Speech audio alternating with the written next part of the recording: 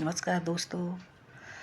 देखिए, अभी जब कुंभ मेला था ना, तो सब पूरा घर, हर घर से स्नान के लिए भागे थे। कितने भी कष्ट सहन किए थे, पैदल चले थे इतना दूर सब कुछ।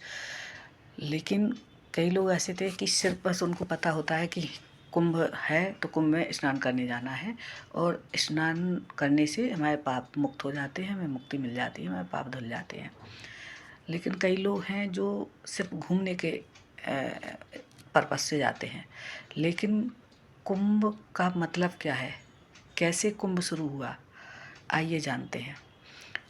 कुंभ शुरू होने की एक पौराणिक कथा है, जिसमें आपने उसमें टीवी पे धारावाहिकों में देखा होगा, पुराणों में सुना होगा। तो एक पौराणिक कथा है कि जब ये सागर मंथन हुआ तो अ, हुआ क्या है कि जब ऋषि दुर्वासा ने देवताओं को श्राप दिया था, तो वो कमज़ोर हो गए थे देवता।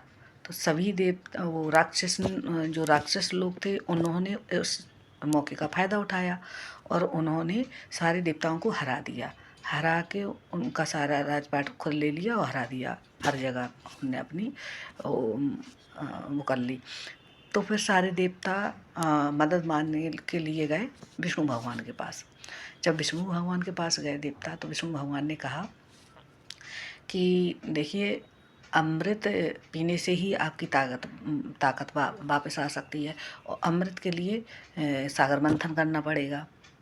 तो अब सागर मंथन अकेले तो हो नहीं सकता, अब आप ये लोग खुद ही समझिए। तो फिर सभी देवताओं ने सोचा और सलाह करके राक्षसों को मनाया, बुलाया और कहा कि हम दोनों मिलके सागर मंथन करते हैं, जिससे कि उसमें अमृत निकलेगा, तो हम सब अमर हो जाएंगे और ताकतवर हो जाएंगे। तो उस अमृत के लालच में राक्षस भी तैयार हो गए। दोनों ने मिल के बढ़िया सागर मंथन किया। सागर मंथन में कई चीज़ें निकली, जैसे गाय धेनु और विष।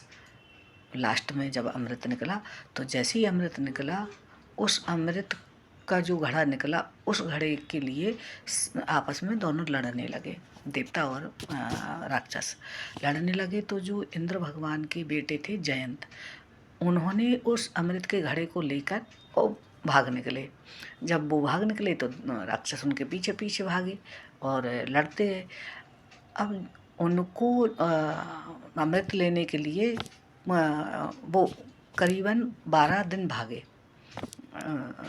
जयंत। क्योंकि जैसे भगवान देवताओं का एक दिन जो होता है, हमारे पृथ्वीवासी हम लोगों का वो 1 साल होता है। तो ऐसे जयंत उस तो जो 12 दिन जयंत जी घड़े को लेकर भागते रहे थे, उस घड़े से चार जगह बूंदें गिर गई थी अमृत की, जो था प्रयागराज, हरिद्वार, उज्जैन और नासिक। तो उन्हीं जगहों पे ये कुंभ मेला लगता है। वो स्थान पवित्र हो गया था और उसी जगह पे, और वो 12 साल में ही क्यों पड़ता है, उसका भी यही रीज़न है कि जो पृथ्वी लोकवासियों का 1 साल में एक भगवान का एक दिन होता है, तो वो 12 साल तक घूमते रहते उस घड़े को लेके। इसलिए वो 12 साल बाद ही कुंभ पड़ता है। और कुंभ में नहाने से क्योंकि अमृत गिरा था, तो वो स्थान पवित्र हो गया था। उस वजह से हमारे सारे पाप धुल जाते हैं, हमें मुक्ति मिलती है, हमें हमारे घर में शुद्धता। इसलिए हम कुंभ में नहाने जाते हैं। और कुंभ में नहा के गंगा जी में नहा के, क्योंकि उत्तरवेणी में ही नहाना चाहिए। कुंभ का मतलब ये नहीं है कि हम जाके, ठीक है वो स्थान पवित्र है, बट जो मुख्य स्नान, शाही स्नान, जो जैसे साधु संत, नागा संत जो करते हैं, वो क्यों करते हैं त्रिवेणी में ही। और जो तिथि और जो नक्षत्र पड़ता है उसमें बहुत शुभ माना जाता है, क्योंकि उस टाइम जो बूंद पड़ी थी उसका पूरा महत्व मिलता है, और त्रिवेणी में ही नहाना चाहिए।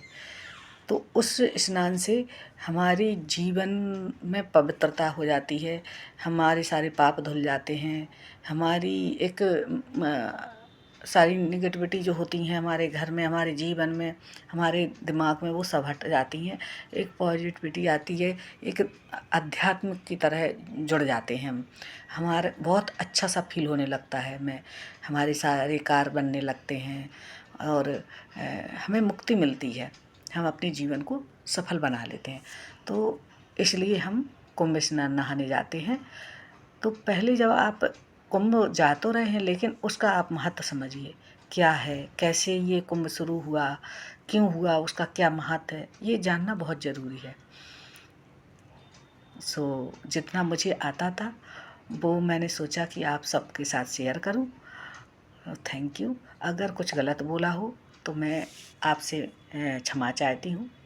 सो मुझे माफ़ कीजिए, गलती त्रुटियाँ जो भी हुई इंसान से हो ही जाती हैं, और अगर कुछ गलती हुई है या गलत बोला है तो उसके लिए मैं माफ़ी चाहूँगी।